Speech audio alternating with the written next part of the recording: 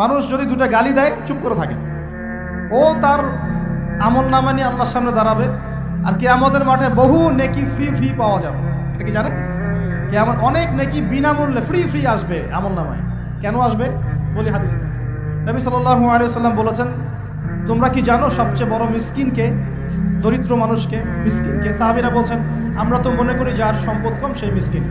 নবীজি বলছেন, না, প্রকৃত মিসকিন সে ব্যক্তি নয়। প্রকৃত মিসকিন সে ব্যক্তি যে কিয়ামতের মাঠে উঠবে উহুদ পাহাড়ের সমান নেকি নিয়ে উঠবে। উহুদ পাহাড় দেখেছেন তো? বিশাল পাহাড়। উহুদ পাহাড়ের সমান নেকি নিয়ে উঠবে। নামাজের নেকি, যাকাতের নেকি, হজের নেকি, ওমরার নেকি, বিভিন্ন নেকি। কিন্তু দেখবে সামনে বহু মানুষ দাঁড়িয়ে আছে। কেন দাঁড়িয়ে আছে? কারো কাছ থেকে টাকা নিয়েছে, টাকা শোধ করে নাই, কাউকে গালি দিয়েছে, কাউকে অন্যায়ভাবে অপবাদ দিয়েছে, কাউকে আঘাত করেছে, কারো উপর জুলুম করেছে ইত্যাদি। বিভিন্ন রকম মানুষের সাথে জড়িত পাপ ছিল, ঠিক আছে? কারো গীবত করেছে, কাউকে তহমত দিয়েছে ইত্যাদি। এখন আল্লাহ পাক বলবেন, এই ব্যক্তির নেকির যে পাহাড় আছে এখান থেকে নেকি নিয়ে ওদেরকে দিয়ে দাও। বলেন নাউজুবিল্লাহ।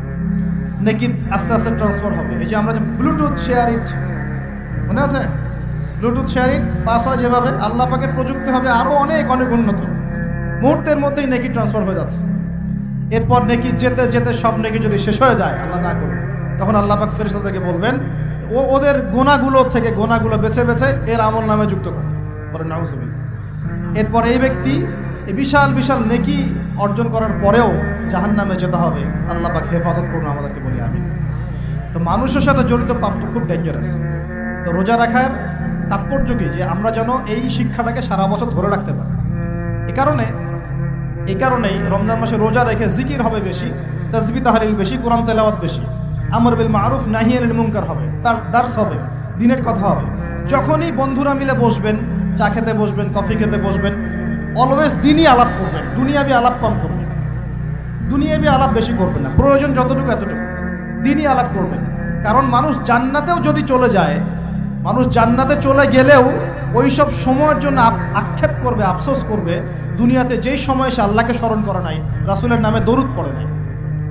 তাহলে যদি কোনো জায়গায় বসে পড়ে আলোচনা করতে থাকেন, ওঠার আগে কমপক্ষে বলবেন সুবহানাকা আল্লাহুম্মা বিক। কারণ কেন বলবেন? আল্লাহ রাসূল বলেছেন যে কোনো মানুষ, কোনো কওম যদি একটা জায়গায় বসে আলোচনা করে, আলোচনা থেকে শেষ করা বৈঠকটা ভঙ্গের আগেই যদি তারা এই দোয়াটা করে ওঠে, ওই বৈঠকে যদি কোনো ফাহেসা কথা হয়ে থাকে, এর গুনার কাফফারা হয়ে যাবে, গুনাহ মাফ হয়ে যাবে।